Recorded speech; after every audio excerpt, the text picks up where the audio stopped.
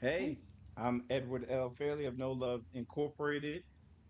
I Well, am Michelle Larkin of Queens Moves Coaching, and welcome to the Love Lab, where we explore the relationship skills that build strong community. So let's get started. We're going to have a really good conversation this afternoon, today, this evening, whenever you're watching this right now. So I'm going to talk to Eddie a little bit today. Let's see if we can't get some good info out of Mr. Fairley. So, what made you realize people weren't actually being taught how relationships work? mm, there's numerous things that caused me to realize that people weren't being taught. One was I was actually coaching people with relationships, but I realized that if I'm coaching you on how to get the girl or get the man, Make it work. then what happened is they fell in love with me. Do tell. Sounds They didn't interesting fall in love with as a you, and coach. I'm not going to be with you forever. So with that, like that was one thing, and the mere fact that my assistance was needed, and I didn't like how heavily my assistance was being leaned on, because Mm-hmm. again, that implies that I'm an enabler. I'm not teaching you how to fish or survive on your own. And one thing that I've prided myself on as it pertains to being a parent and as it pertains to being a spouse is that I'm intentional about making my children and my spouse as independent of me as possible, not Mm-hmm. as dependent of me as possible. It's typically reversed when you get to the root of conversing with people in Mm-hmm. their relationship dynamic. They like feeling needed, but that is the last thing I ever want to be. I feel like if I love you, I can empower you to thrive without me because, as I've always stated, you're either going to lose me through death or divorce. Mm-hmm. Not saying that I want to leave, that could happen. Something could happen that causes me to leave, or death, which is inevitable, will cause me to leave. So you're still going to have to make it without me. And the last thing I want you to do is hurry up and get another husband because I don't know how I'm going to survive with him gone. So I think if I love you, I should prepare you to understand how much you are loved when I'm gone.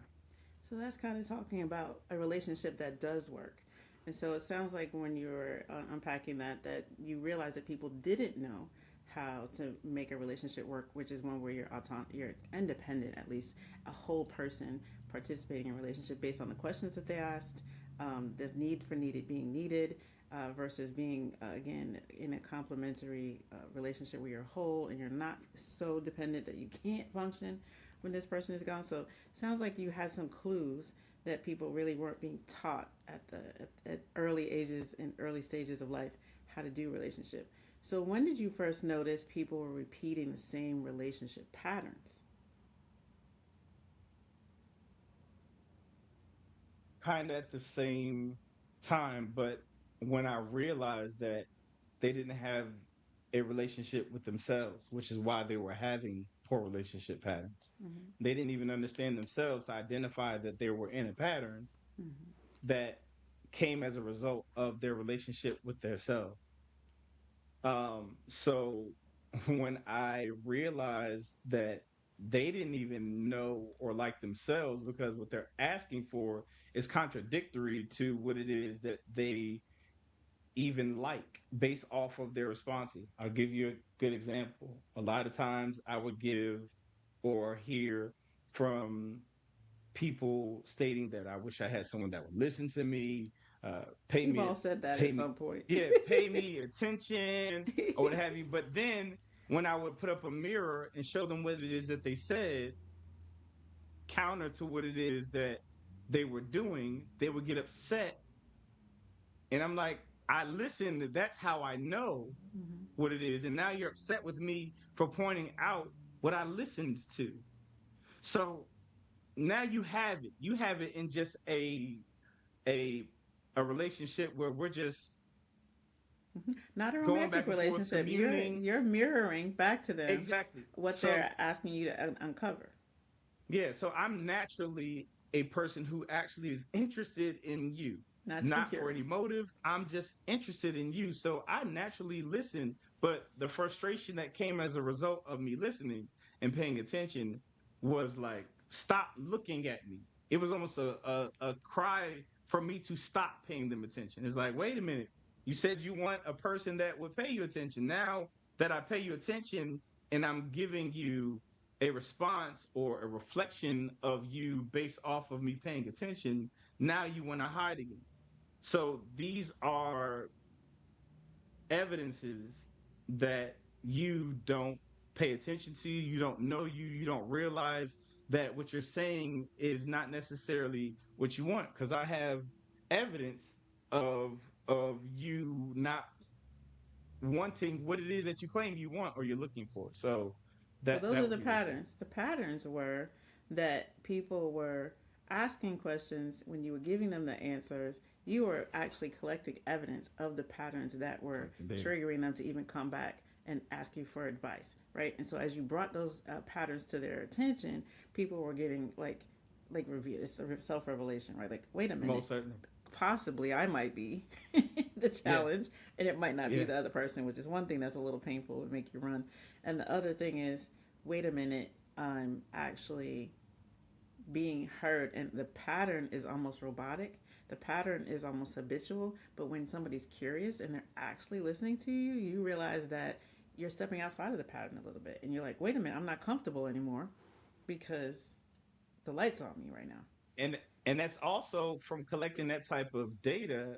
It helped me to realize that the pattern was they were trying to be aligned with what culture said they should be, Mm-hmm. as opposed to taking the time to learn themselves so that they could find someone that was appropriate or aligned or would be harmonious with them. So yeah, go ahead, I That apologize. is the point of this conversation today. Getting to Yeah. know yourself. Because at the root Hmm. of getting to know yourself is this paradigm that you have created, proven, played out, and created a simulator for so other people can experience this with or without a coach. And so, as getting to know yourself is rooted in the no love triangle. So, before we get into that a little deeper, I want to ask you one last question. Do you think that most people are entering relationships intentionally or emotionally? And then we'll move into the discussion. So both.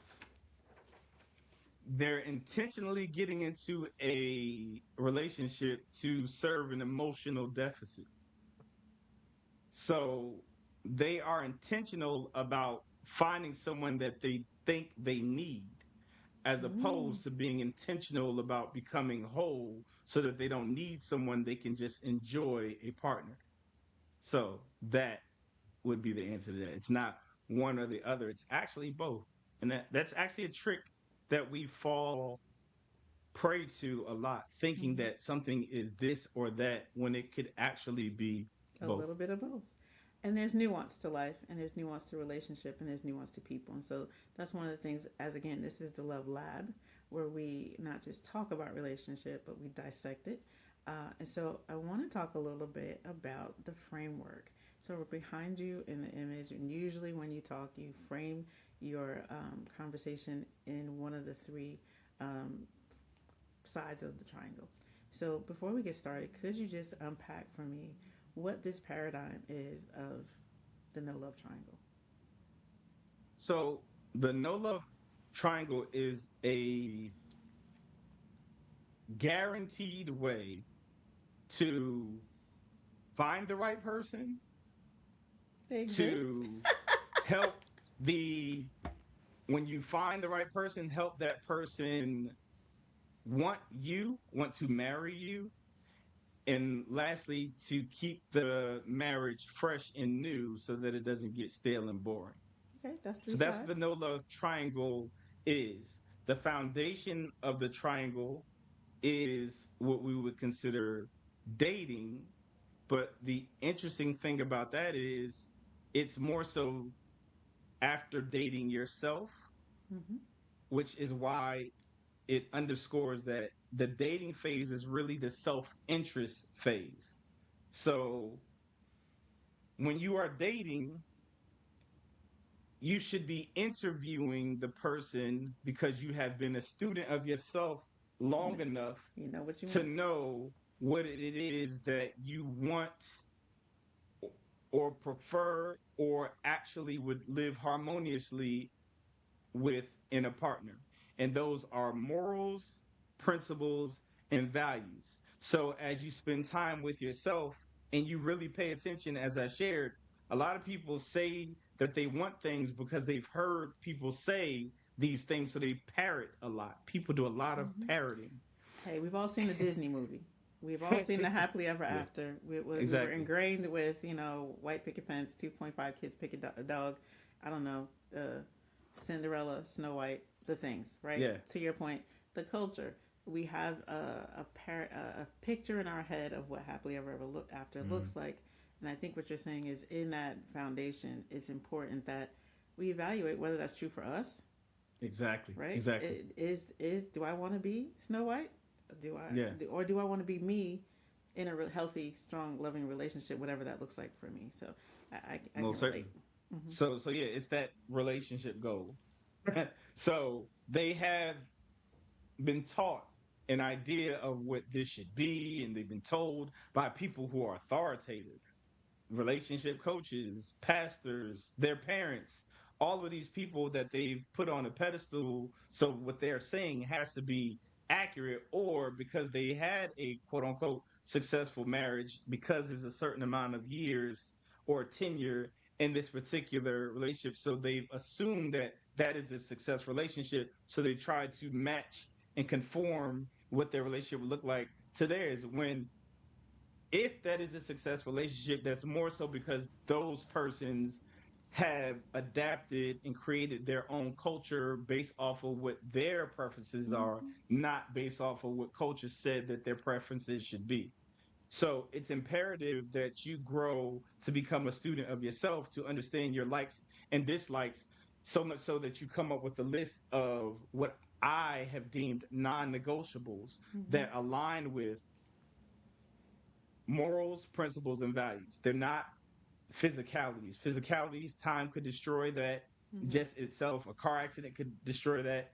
And actually, that's probably the best Car conceptual thing accident, that I could so bring up. harsh. If it, I mean, but it's a reality, and we That's true. don't think about it. So if I have decided to marry this person and they have a car accident that caused them to not look like when we were together, would the depth of them be enough to sustain that relationship? And that's Mm-hmm. where your morals, principles, and values lie.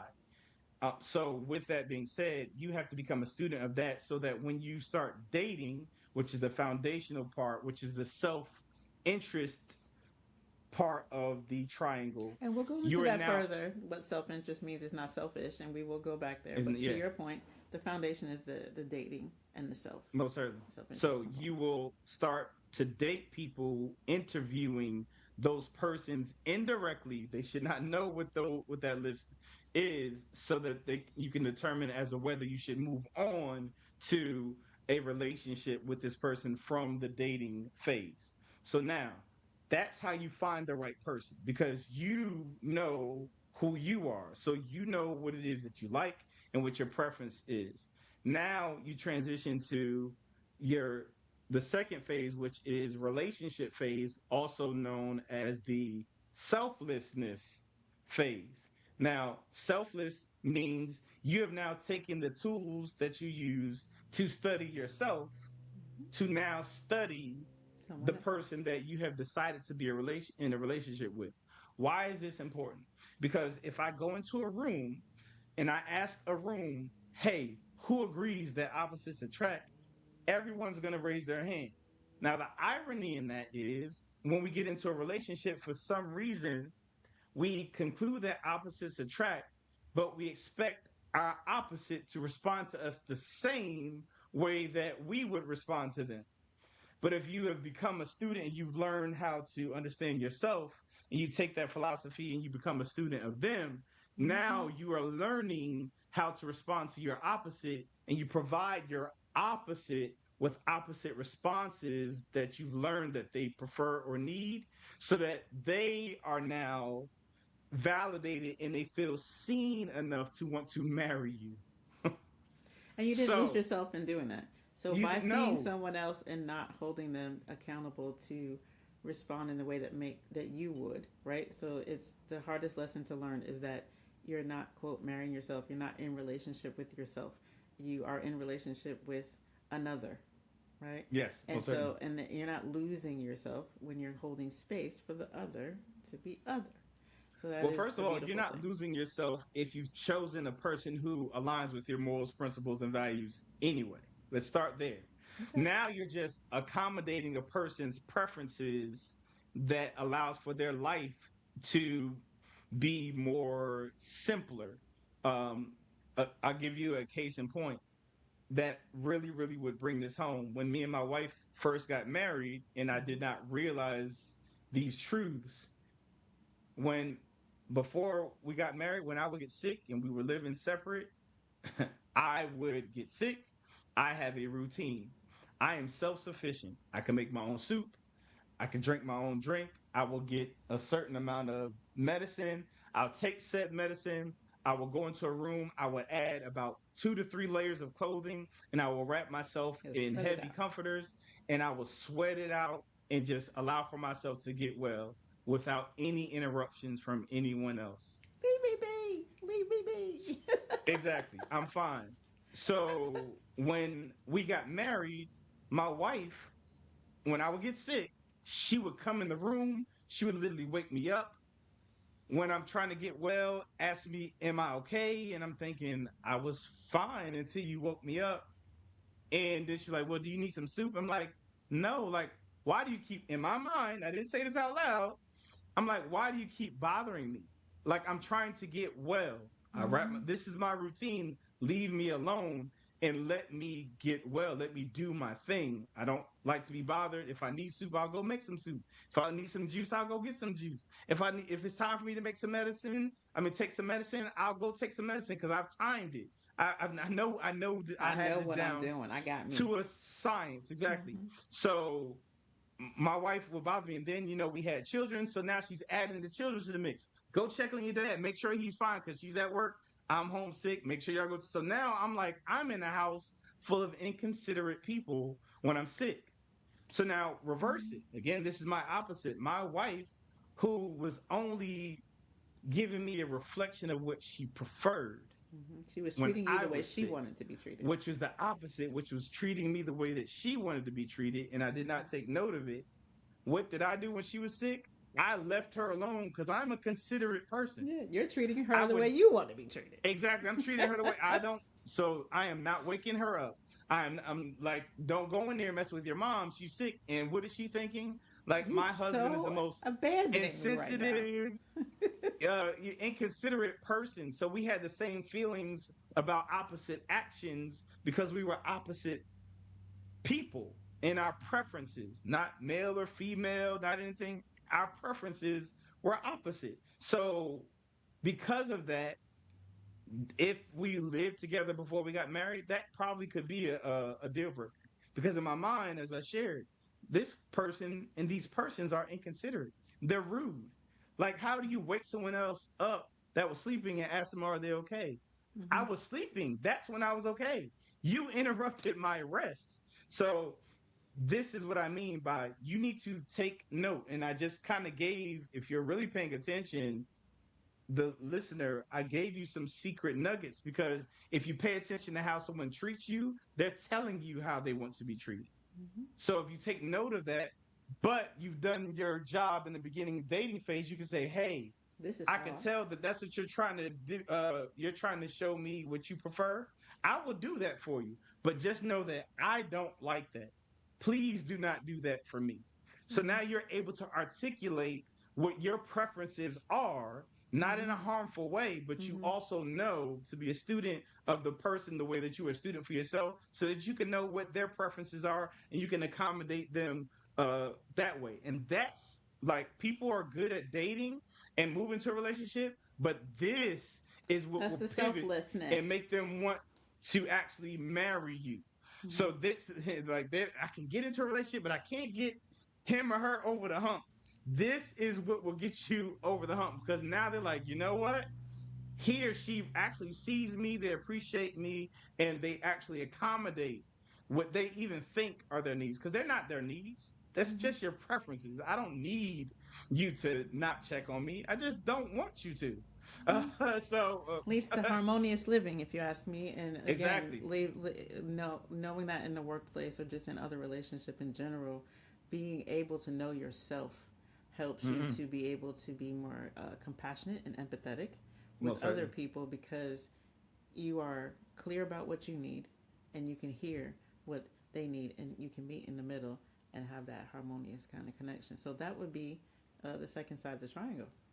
And Okay. flip that to what you just said. Those who can't, they're in relationships getting mad at a person that's not making them happy, not Mm-hmm. even knowing how to articulate what will make them happy.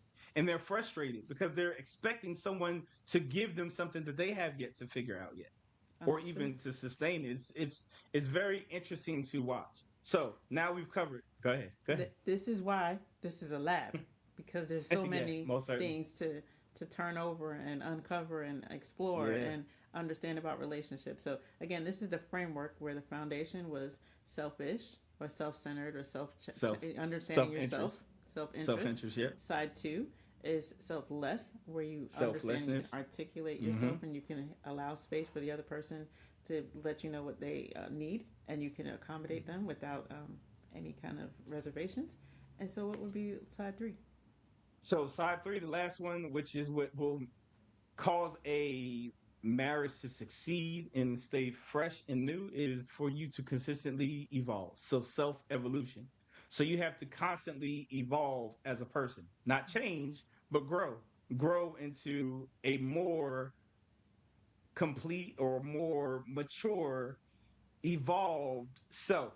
And New over and over again. We are new exactly, morning by morning, right? Like we are human, so we are constantly learning. We are constantly growing. We are not the same person we were last year, this year, and you want to bake that into a relationship that this growth does occur, that change does happen, but it's a healthy part of this cycle. Correct. most certainly in the, for lack of a better term, the science behind that.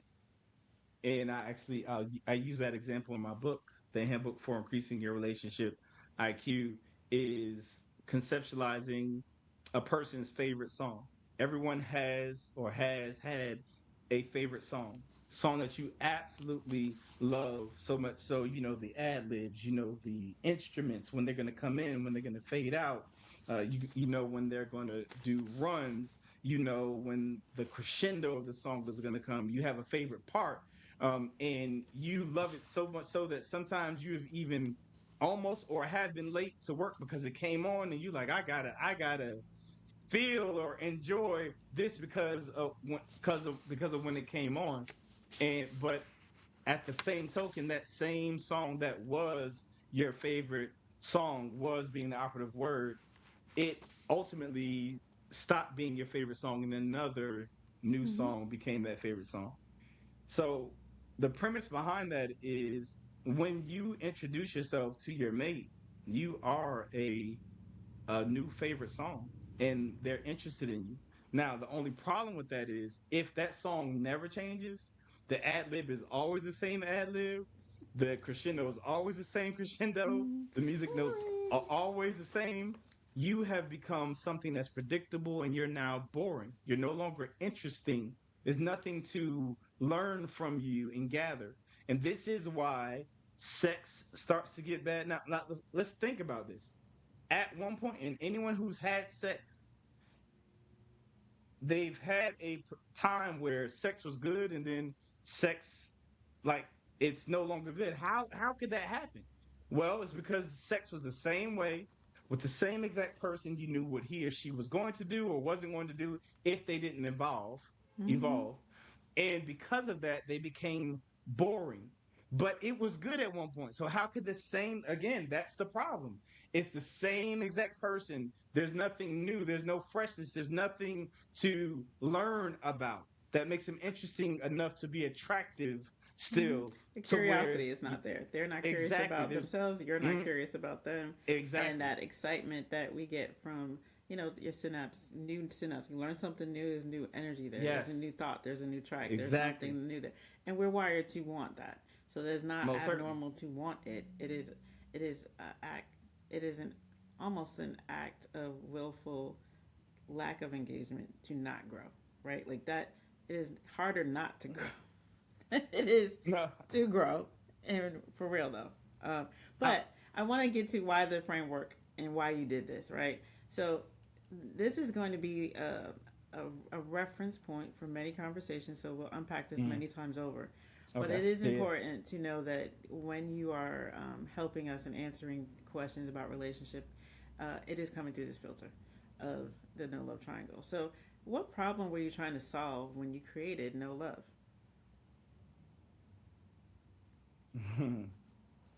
Well, definitely the triangle being the essence in what's really subtly intertwined into the simulation. But as I shared earlier, when I was doing the coaching and the counseling, I became the person that the other person was falling for. So they took on my identity, not my philosophies, because they're asking, what should I say? What should I do? And I'm telling them what to do, as opposed to giving them the tools to understand how to be for themselves to where it would yield them the fruit of their being. Mm-hmm. So I started coaching and counseling, but with that, and I was being successful even after I realized that. But at the same token, there were four hurdles that I had to jump through in order to be an effective counselor. And the first hurdle was people don't want to tell you their business. Like, this is a very difficult Not their personal business. Not about establishment. the areas where they're weak or uncertain or not in control. No, exactly, Yeah, because ego rules. it Ego does. is ruling. So that means if you come to me, you have to admit that I have a problem. So people don't want to tell you their business. That's one. They would prefer for you to assume that they're good and struggle versus asking for help. So people don't want to share their business. Two, if they do tell you their business, they don't tell you everything. So people I knew were not telling me everything. Now let's analyze this from a physician standpoint. If I am to give you a prescription knowing that you've omitted some things, I could literally be prescribing you something that could kill you. You could have allergies, you could have so many different things. And I thought about that, and that really concerned me that I could be giving prescriptions because I know these people are not telling me everything. Mm-hmm. So I could give them a prescription knowing that they omitted something that could drastically change what my Mm-hmm. prescription is. And I could literally be killing marriages by trying to help people that I know are omitting things. So that is something that really caused me to say, hey, I got to pause on this. The third hurdle was the opposite sex of the actual counselor subconsciously believes that they're going to be biased towards the same sex. Mm-hmm. So if they are the first person that has the opportunity for correction, it only affirms their assumptive bias. They're I knew against he was me. going I to take came here your and I knew side. you were going to take He's a their side, and man. I knew it I wasn't going to knew be about me. You weren't she's going a to be woman. I fair. knew she was going to take her side. Exactly. So it only affirms the bias, and that's when they really shut down. I don't want to play anymore, which makes the fourth, the fourth, the fact that people don't like feedback. I don't, I don't They don't like want honest the, feedback. the first person that They want an says or echo has an chamber. opportunity for correction, they feel double teamed. So now they're like, no, both of y'all are teaming up on me, and I don't want to play. So they will quit. So those are the four hurdles. So I was like, man, how can I counter these hurdles? Because these are really what's preventing me from being the best that I can be. So what I did was I took 2 years off, and I took all of the counsel that I had Mm-hmm. and all of the information, and I created a simulation that allowed for them to succeed and fail at relationships real time through the simulation, and they can still get the counsel because the counsel is embedded inside of the cars and the landing spaces Mm-hmm. and experience, so that they don't have to admit that they have a problem, nor do I have to ask them what their issue is anymore. They'll play the simulation, and when that card or landing space says something that makes them feel uncomfortable, that's them saying that they have a Mm-hmm. problem, not me. So you can't blame me and say that I was being biased because I didn't even know that was your issue because I don't ask anymore. And you can discreetly get the counsel without confessing that that was your issue, because it tells you exactly how, what the root of that issue is, and how to pull it from the root and how to resolve that actual issue. So I've created a discreet way for people to learn and get information and counseling in a manner that looks like a game, Mm-hmm. without them having to really say, I need help. They're just saying, I'm playing a game. But what they're really doing is getting effective counseling and addressing the things that they would not. I literally had people that, when they left, I said, now, I know we had our session before I created the simulation, but if you all take care of the thing that y'all decided y'all aren't going to share with me, that's the real problem, because I knew they were omitting things. So I Mm-hmm. was like, if you take care of that thing that you said, hey, No, no, we're everything not talking is about good, that. but this is off limits. We're not talking about that. That would actually resolve the actual issues that you all are having in your marriage. So now what I did was I put it in the simulation so that they can get it indirectly. We know we've seen people playing video games. They get upset when they miss the pass, or they get upset when they die. In this simulation, they're literally going through divorce, they're getting cheated on, all of those things, those emotions, they come up, and it also causes you to see the mirror, reflect, and gives you the manner in which you can take care of I'm gonna unpack that a little more as a it. clarity coach, and somebody who really values the ability to rehearse um, thoughts and feelings, working through that because it works that muscle, Yeah. so that when you find yourself in that situation, it's not the first time. You've got some emotional, some visceral, some thought triggers that you can use to navigate the situation better.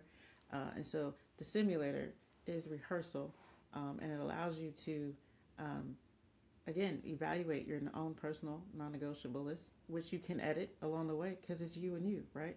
Or it's in a Mm-hmm. simulated experience. It's also safe. I think one of the Mm-hmm. taglines that you use is that, like, it's like flying a plane, Mm-hmm. safely, learning how to fly without Exactly. crashing and hurting anybody, Exactly. and leaving a wake of broken hearts in your path, Mm-hmm. Mm-hmm. trying to find Mm-hmm. yourself. You can do Yeah. that in this environment. And so this podcast is really about, um, giving space for that if you haven't got the simulator, and a way to get the simulator if you want to get it. But at the root of this, what you and I have been doing this a long time, and bookends of the same kind of situation.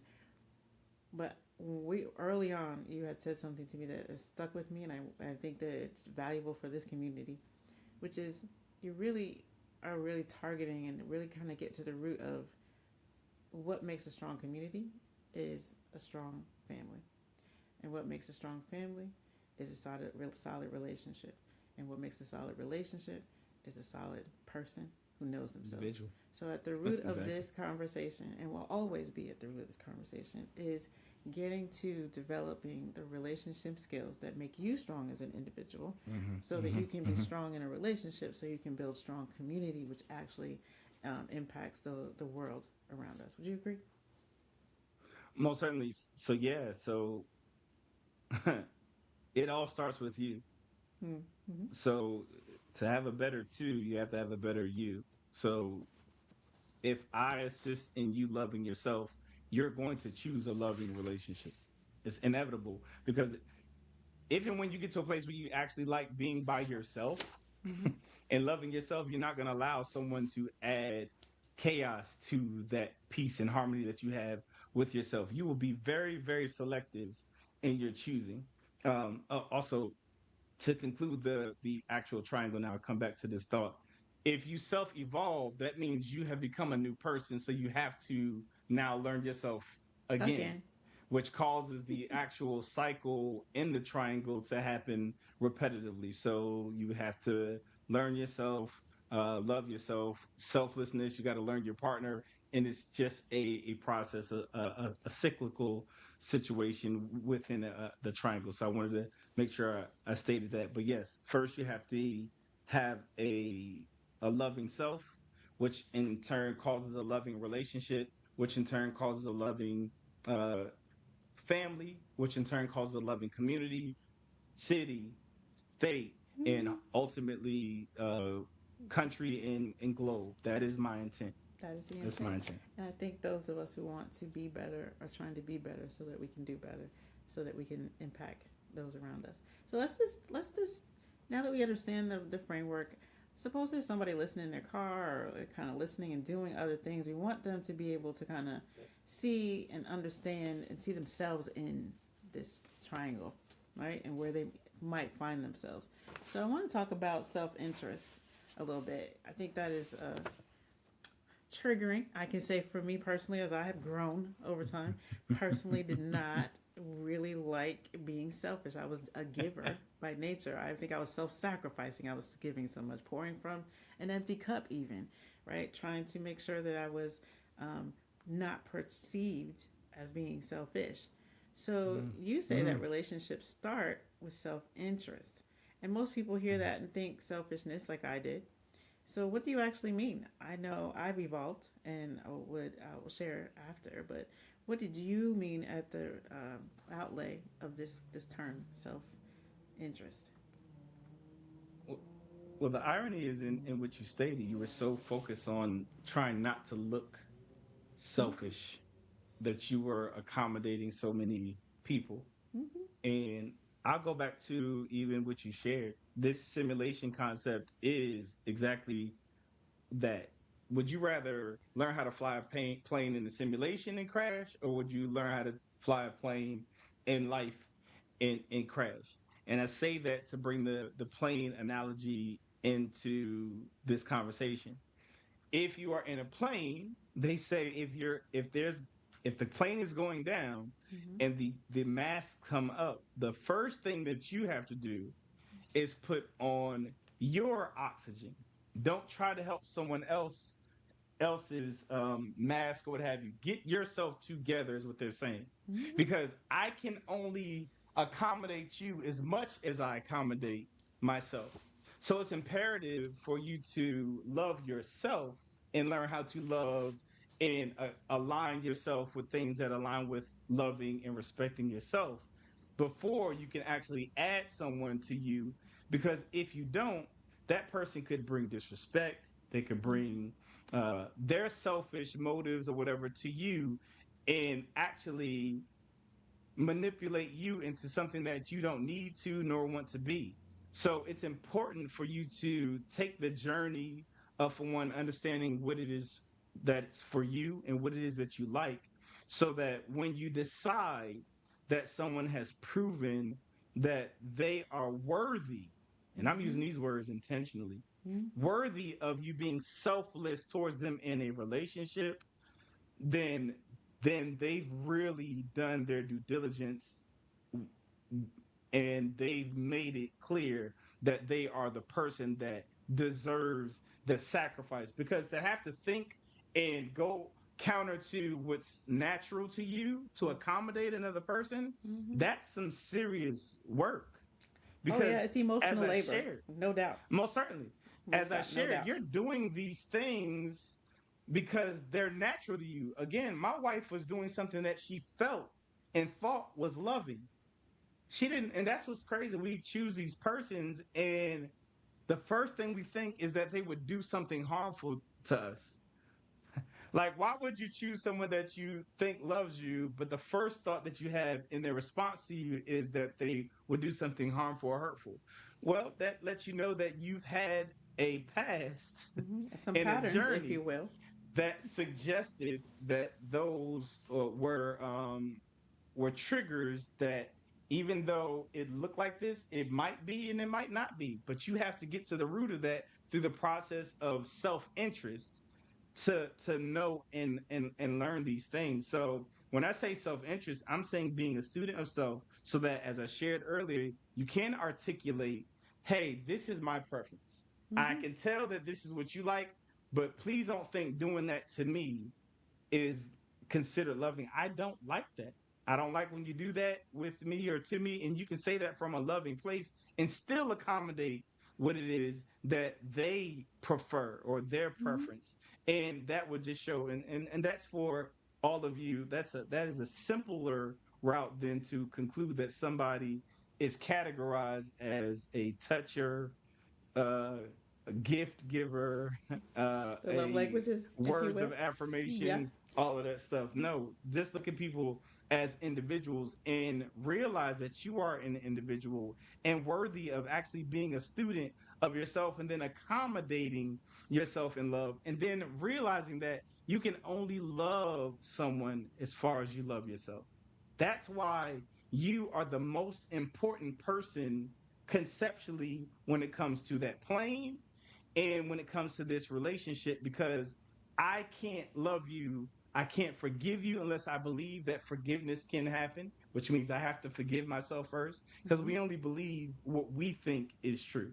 Mm-hmm. So I can't even believe that you'll forgive me until I have forgiven someone.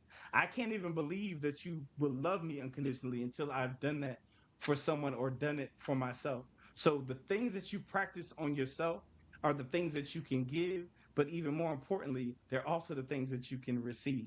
So that's why you are so important when it comes to the beginning of this foundation. I would agree. And having coached people who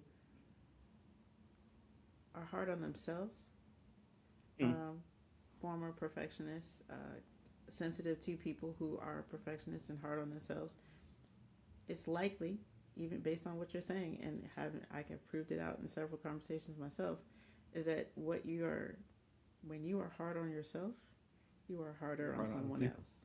Oh, most And certainly. right? Because and if it's never enough for you, I it's never know. enough for them.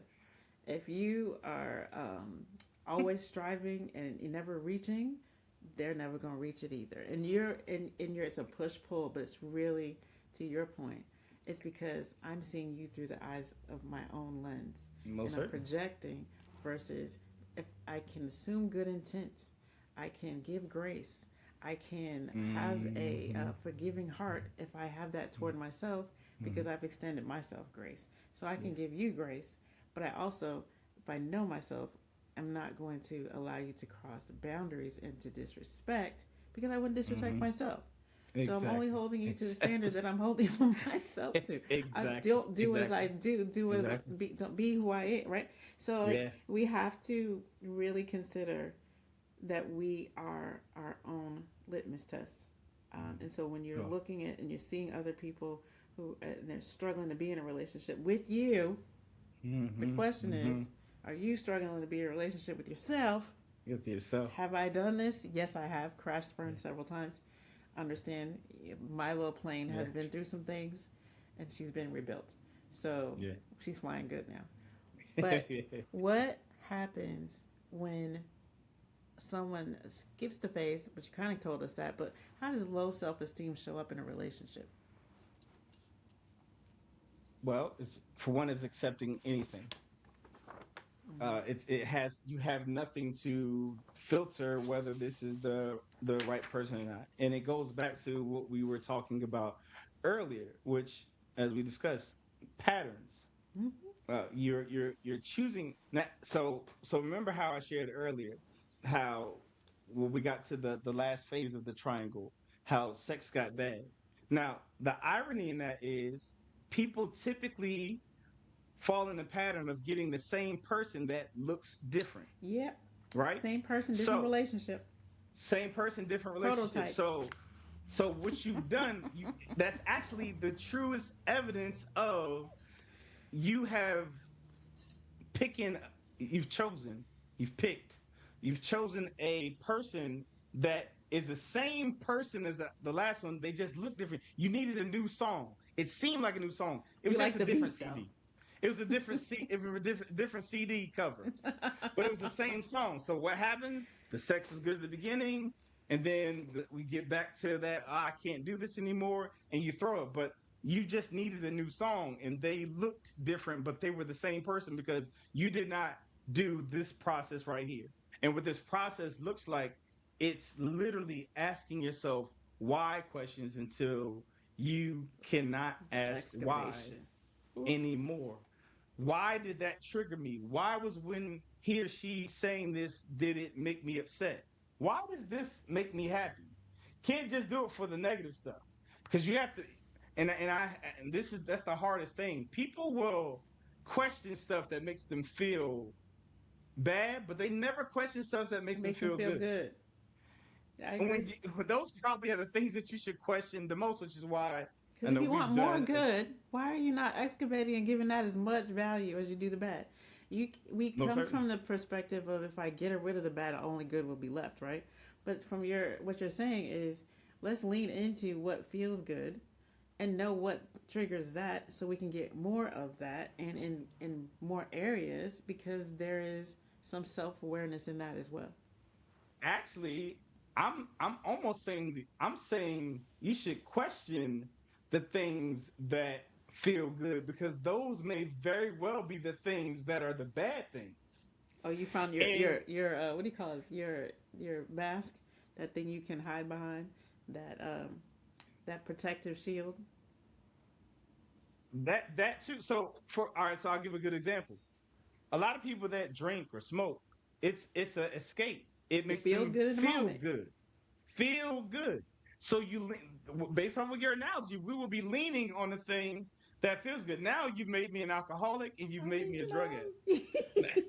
So so so what I'm saying is you should question the things that make you feel good because that actually could be contributing Mhm. to the things that are yielding you bad fruit.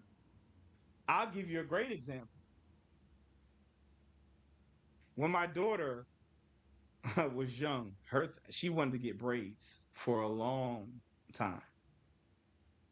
And she was adamant and I'm like, "No, you're too young and right now I can tell that you want braids because it's a self-esteem issue. You think braids will make you look better, which would in turn will make you be better." So for years, so she finally grew to the point where she could articulate why she should get braids in her hair, extensions.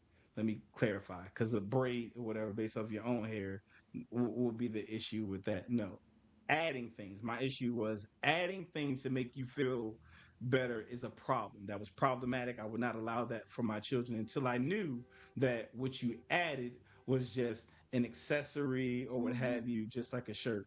So I was adamant about that. So my daughter, she finally wrote out why, and everything she shared why it was needed, a preference, and it had nothing to do with aesthetics and it making her look better. She talked about the health of her hair and all of that stuff when she shared. And that's when I finally pivoted and let her do it because she finally got to that place where it wasn't something that she felt made her look better. It was something that she felt was an addition. Now I say all that to say prior to that, one day she was really pressing in on it. Well, uh grandma and mom said that I should be able to get it or whatever. That was her or whatever. I said, you know what?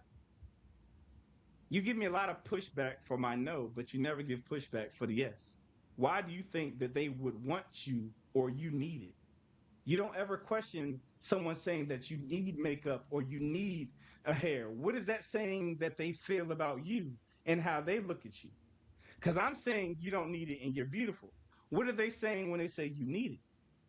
Mhm. Are they saying that it will make you feel beautiful? Or are they following it with something that says that you're already fine by yourself? Or are they pushing in on this would make you something that they don't feel you are right now?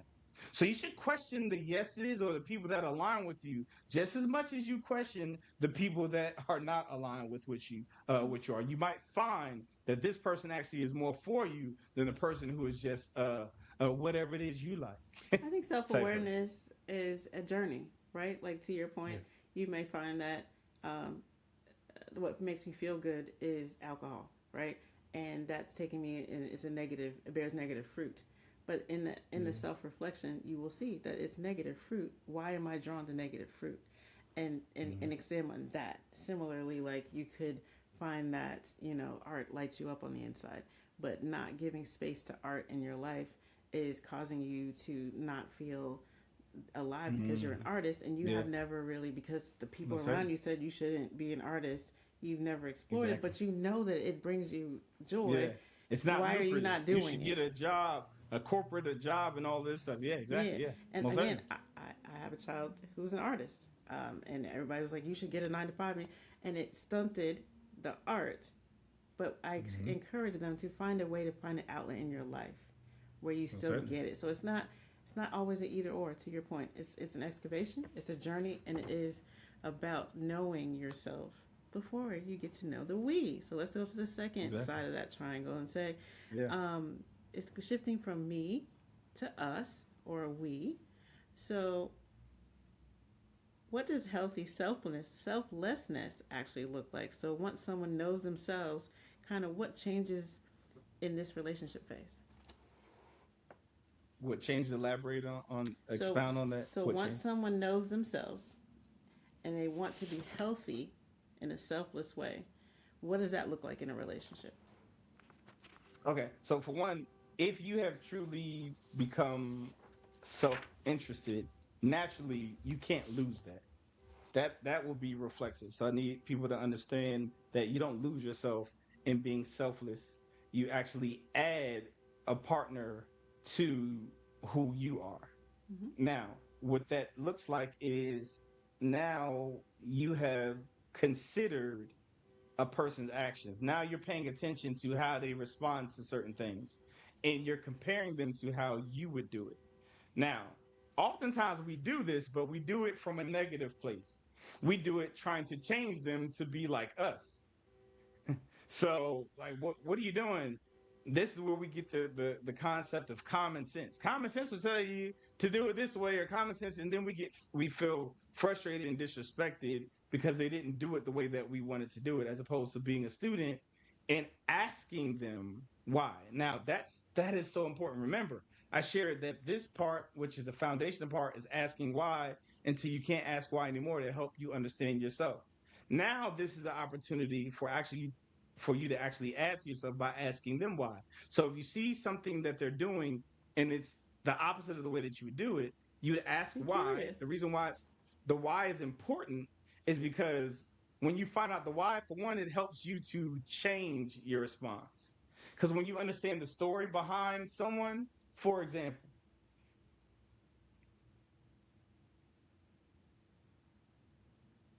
if you were in a relationship and a person touches you a certain way and you kind of tense up and you're like, hey, don't touch me like that. Mm-hmm. That person, they touched you like that because they felt it was a loving gesture, right? Mm-hmm.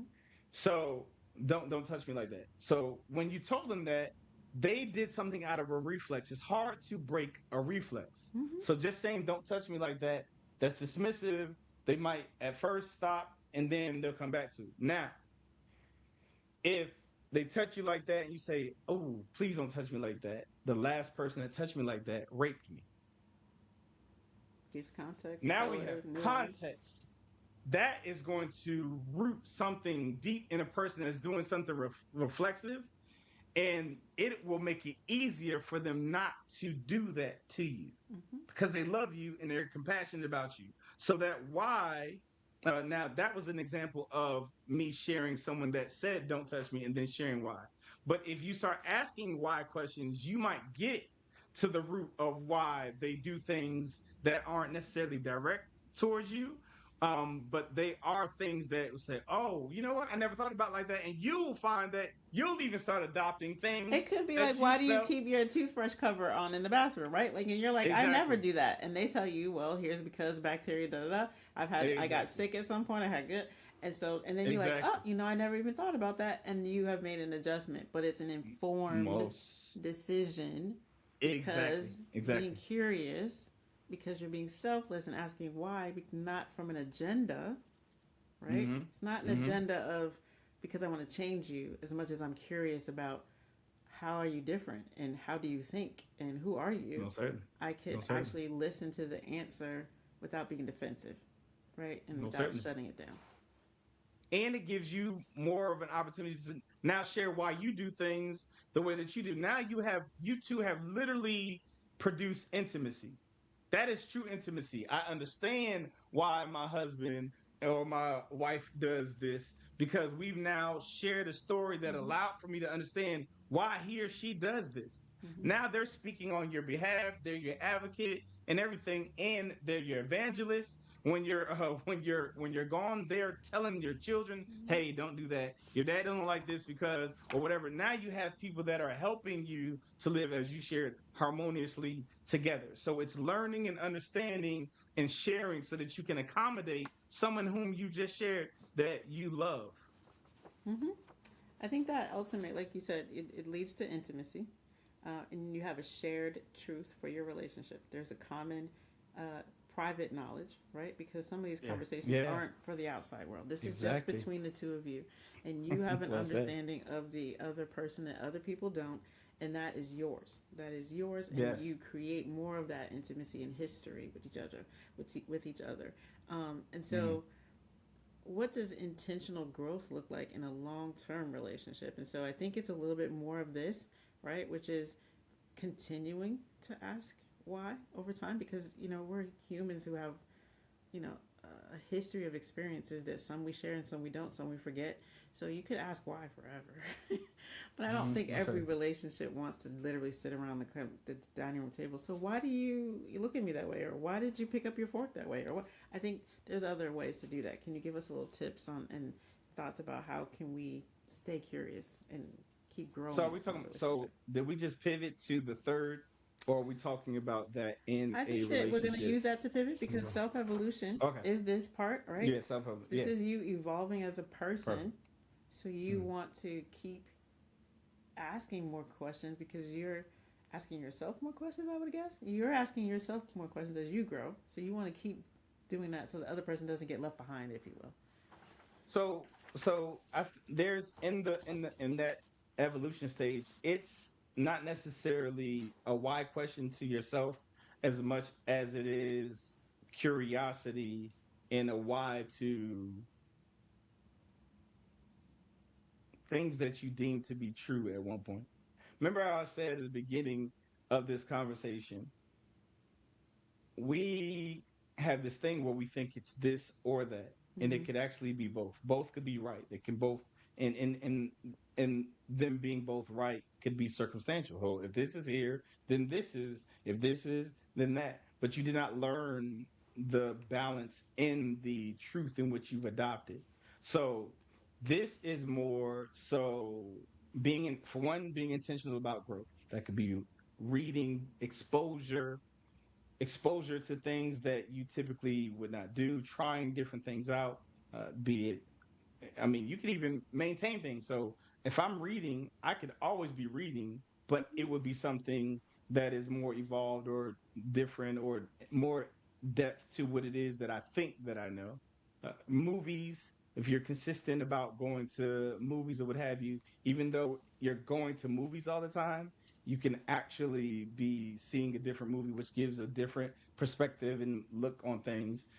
Exposure to more diverse cultures and things of nature to give you a broader perspective as opposed to narrow mindedness, which we oftentimes do, staying in the same place and not allowing for different ideas to attack our minds or philosophies. Mm-hmm. And also, if your quote unquote truth is truth, why would you be opposed to other philosophies? If anything, you should be able to measure that against your quote unquote truth, and it should not be offensive or a problem at all. So, not to mention that allows for you to, again, understand other people. So, growing and evolving is exposure Mm-hmm. and even questioning why what you think is true is true. I'm concerned if you think that you should have the same outlook on life that you had as a 10-year-old, 5-year-old, 12-year-old, 15-year-old as an adult. If you can still fit your baby clothes, there's a problem. So even as an adult, there should be an evolved mindset and thought process that you are aspiring to have. You should not be comfortable with being complacent and not growing and being better. You should always be striving to be better, even in your relationship with yourself, as well as in a relationship with your partner. So it's not necessarily wise to self, it's wise to life. It's It's definitely why wise am to I life. consistent? Yeah, why am I doing this? All is this what? That's just like you said. Why did I listen to the people that said I should have a 9 to 5 when I like art? Have there been artists that have succeeded without having a 9 to 5? How did they get there? Why don't I study that? There's a reason why I'm passionate about this. Why can't I make my art a 9 to 5? So, but again, we get ideas and philosophies, and we take counsel from people that aren't even where we want to be or where we aspire to be. It's so interesting that we will get counsel and direction and guidance from people who are nowhere near what we want to become or be, and we will take that as truth and also not even consider that the person who told you not to do it is speaking from their limitation, not yours. And they're doing it from a loving space. This I have to teach in relationships too. They're doing you have a spouse that doesn't quote unquote believe in my dreams and whatever. They're actually trying to prevent you from hurting themselves because they know that they could not succeed at doing what it is that you want to do. And when you realize that, you kind of empathize with them, actually feel sorry for them, but you can still keep going and go and do what you got to do. So that's the kind of wise and the outlook of saying, my mom told me I had to do it this way. Did I really have to do it this way? No, actually I don't. And I have evidence that shows me that this is not the way for me. So that's what I mean by evolving. And when you evolve, you become interesting. Like, who is this? Oh, okay. Interesting is a byproduct of evolution. And I would say, and hook on to what you're Exactly. saying, that confidence and courage come based on the evidence from the other two, right? So the Mm-hmm. first one being self awareness, the second one being, selflessness. Mm-hmm. Success in those areas breeds courage and it also breeds confidence. And courage and Mm-hmm. confidence allows you to lean into the unknown, which is evolving. Yeah, Evolving is yeah. leaning into something new without fear or without knowing that it's going to be uncomfortable, but I will be better off in the long run. In which case, again, to your point, the cycle, right? Because if I've evolved in an area and gotten new information that my spouse hasn't, for example, I say um, I got a degree, they didn't, and so my brain has Mm-hmm. expanded, and the way that I see the Yeah. world has expanded, and I don't want to alienate, but because I'm on this on the third side of the triangle, and I'm now going back to I've self reflected and like, oh, I talk different, oh, I show up different, Mm-hmm. and this may be Mm-hmm. making this person kind of respond to me in a different way. The selflessness would be right saying, Mm-hmm. how does it? I sense that there's a little difference. Can you help Mm-hmm. me understand Yeah, yeah. what you Well see said. so Well that said. I can make sure that I'm filtering or giving you what the truth is because it's My possible that intent. we're You're receiving my intent. Yeah. miscommunication here, right? Because Most that's certainly. Yeah. courage to lean Yeah. into. I'm a little uncomfortable because things are changing, but because I Mm-hmm. have evidence that I've been through this cycle a couple times, I'm going to lean into maybe I don't know why Mm-hmm. that you may be feeling a certain way, and I'm going to ask to see if we can't develop more intimacy as we continue Well with said. us. Well said. Well said. I'm growing. Most certainly. I'm Well said. telling you, I'm not married, but I be knowing things. Um, and I also apply this principle in my professional life. Um, the more I grow and learn new things in my career, I know that it may make people around me uncomfortable because they may not have grown as quickly. And so I make it an effort to either teach somebody along the way or ask them, what about what I said do you not understand? So I can hone in only on the thing that you don't understand and not over explain and make you feel like I'm talking down to you. Like, let's actually be honest and say, like let me talk to you. I'm like, I don't have anything to lose here, Most which certainly. brings people closer because they realize this is a we. I'm trying to raise everybody. So yes, I'm learning and I'm aggressive when learning, but I also don't want to leave anyone behind. So I want to maintain that intimacy and connection and relationship, even though we're growing. We don't all do the same thing or show up the same way. And that's why my company is called No Love. It's not called No Relationships. And I'm so glad that you said that. No, meaning K You N O W, not N O. exactly K and yeah, yeah. So yeah, when you're this applies to everything. Truth is, Mhm. so you're dating. When you go to an interview, that is a date. You are seeing if this company is the right company or fit for what it is, be it the salary range that you're looking for, all of those, the type of job that you're looking for. They're doing the same thing to you. Does he or she align with what it is? That's dating. Then you go into a relationship. You check to see. Now you have to accommodate the culture of the company to get your said check or what have you, so that you all can have a harmonious relationship where it works out. If you don't, that's gonna cause you all to break up. And then from that, you start getting married. You start becoming and evolving into a supervisor, or Yeah. manager, or what Hmm. have you. That is a marriage to said company. Now you are a vested portion of the evolution of said company. And with that, your company has to evolve. If your company does not evolve, it is going to dissolve. It is going to go down. It's going to be It will. broken down, and If it it's doesn't done. You adapt. have to evolve. Exactly. So you have to adapt and evolve in order for the company to remain successful. All of these principles, you have to be an effective communicator. No one sells that you. If you think that the person that's selling the shampoo or selling the phone is putting out why they want you to buy, you're sadly mistaken. They're telling you why you should want to buy. So that means they have to be a student of you, Hmm. selflessness, selfless enough to consider what you want and present it in a manner in which you want what it is that they have. And Hmm. you're doing that as a selfless person. You're considering what it is that they want so that you can present them as something that they want, present yourself as something that they will want to have. That's when Hmm. they decide they want to marry you. So all of these things, I don't see any change in the philosophies in this. You just see dating like I can align them with anything, class, school, anything. You bring it up and we can go there. Religion, relationship, all of that. It's the All of same. that, but that's why we want to explore relationships and the skills necessary to build strength in those relationships and build community, right? That's why we're here. That's why we're going to keep having these conversations. We are going to use some of the elements of the simulator as part of the conversation starters.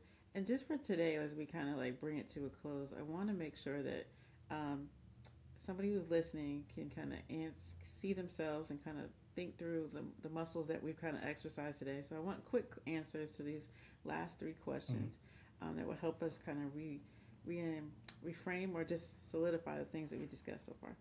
So, question Yes, one: ma'am. if someone's listening realizes they've been repeating patterns, where should they start? With themselves, they're the only consistency in patterns. If you have the same relationship with different persons, you are the only constant. You're the only thing that's the same in the equation. So you are the problem, for lack of a better term. Spend some time with yourself. Go take a Yes. walk. Reflect. Hmm. Find the common denominator. Question two: what's the biggest relationship mistake people make before they even get married? Before they get married, Before they get married, there's a relationship thinking that mistake they make before they get married. thinking that hmm, that marriage is going to fix something that's broken in the relationship, which is another way of saying thinking that their spouse's responsibility is to make them happy. Broken people break people, hurt people. Heal yourself, get to know yourself so you can be whole in a relationship. So, question three, and this is going to bring it home. If someone could leave this episode understanding one thing about love, what would you, Mr. No Love, want it to be? It starts with you. If you don't love yourself, you can't love anyone else. You can't receive love. you can't understand love, and you can't experience love, even if you literally are experiencing it. So it's important for you to go on a journey of loving yourself. And that is today's episode of the Love Lab. We look forward to having you next time. Have a great day. This is a pleasure. Love y'all. Be safe. Peace.